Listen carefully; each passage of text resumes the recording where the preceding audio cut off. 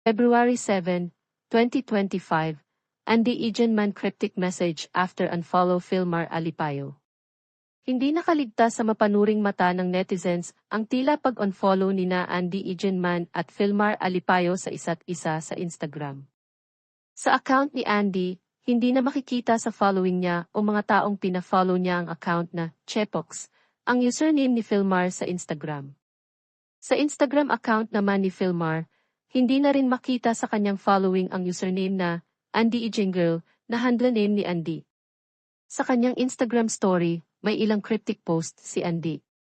Una na rito ang art card ng taong 2025, kung saan halata ang guhit na ahas. Year of the Snake ang 2025.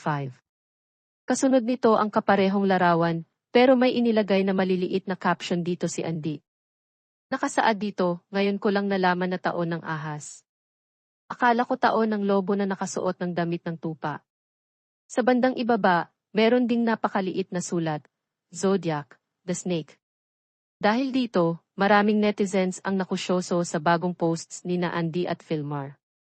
Nakikimarits ang mga ito kung may pinagdadaanan ba ang relasyon ng dalawa. Sa post ni Filmar, nagbiruan ang ilang netizens. Sabi ng isa, "Oh, ba't ka nandito?" Tawang-tawa naman ang ibang nagsasabing makikichismis lamang sila. Komento ng iba, attendance check bago ma-disable ang comments. At, "Huy, wait, what happened?"